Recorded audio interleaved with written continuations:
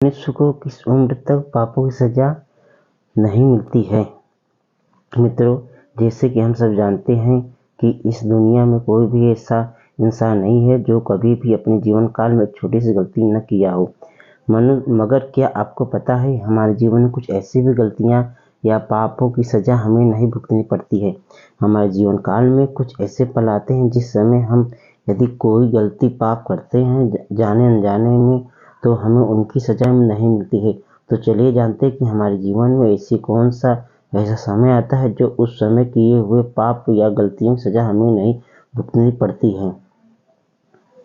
पौराणिक कथाओं के अनुसार एक समय में पृथ्वी पर एक मांडव नाम के ऋषि हुए। वह बहुत बड़े तपस्वी और धर्मात्मा थे। एक दिन उनके आश्रम की ओर कुछ लोग भागते हुए उनकी ओर आ रहे थे और वे लोग ऋषि से शरण मांगने लगे।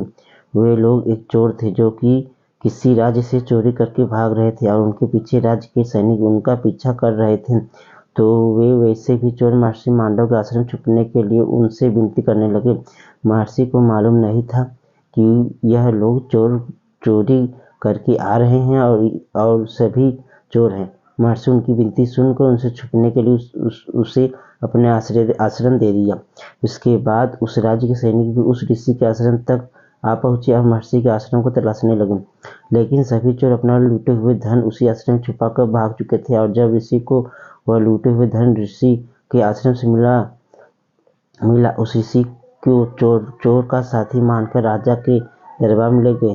तब सैनिकों ने राजा को सारी घटना बताई। उसके बाद राजा ने महर्षि को भी चोर मानकर सूली पर चढ़ाने की सजा सुनाई। जब महर्षि को सूली पर चढ़ाया गया तो उसकी मृत्यु नहीं हुई, मगर उसे दर्द और पीड़ा सहनी पड़ी। यह सब दृश्य देखकर उस राज्य के राजा को एहसास हो गया कि यह कोई चोर या आम ऋषि नहीं है। तब उसे राजा क्षमा मांगने लगे।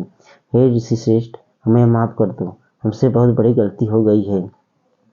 तब महर्षि ने कहा, हे राजा, हम तुम्हें तो माफ कर देंगे, मगर उस धर्मराज को नहीं। इतना करते ही वह महर्षि अपने तपोवन से यमलोक को प्रस्थान कर गए और वहां पहुंचकर उन्होंने यमराज से पूछा कि हे धर्मराज, हम अपने जीवन में कोई भी पाप नहीं किया। हम सदा परमात्मा की भक्ति धर्म आचरण करते जीवन व्यतीत किए हैं, फिर हमें जीवन में ऐसा कष्टदायक फल क्यों भोगना पड़ा। तब धर्मराज ने ऋषि मांडव को कहा, हे महर्षि, आप अपने बचपन में कीट पतंगों को पकड़कर उनके पंखों में सुई चुभा दिया करते थे। यह उसी पाप का परिणाम था। यह सुनकर मांडव ऋषि ने धर्मराज से कहा कि धर्म शास्त्र के अनुसार जन्म से लेकर 12 वर्ष की आयु तक बालक जो भी कर्म करता है यह पाप नहीं माना जाता है, क्योंकि जन्म से लेकर इस आयु तक वह अज्ञान होता है। अतः आपसे बहुत बड़ी गलती हुई, इसका परिणाम आपको भी भुगतना होगा। तब महर्षि मांडव ने धर्मराज को श्राप दे दिया कि तुम भी पृथ्वी लोक पर जाकर मानव रूप में जाने अनजाने गलतियां करोगे और जब तुम विद्वान होगे तुम्हारी नीति कोई नहीं मानेगा। इस श्राप कारण धर्मराज द्वापर युग में विदुर के रूप में जन्म लिया था। तो दोस्तों, यही वजह है कि भगवान भी बाल्यापन में जाने अनजाने में की हुई गलतियों को माफ कर देते हैं।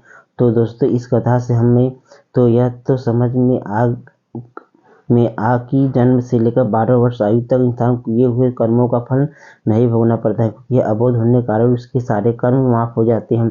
फिर जब धीरे धीरे अंदर ज्ञान प्रभाव होने लगता है तो फिर वो धर्म अधर्म कर्मों से परिचित होने लगता है।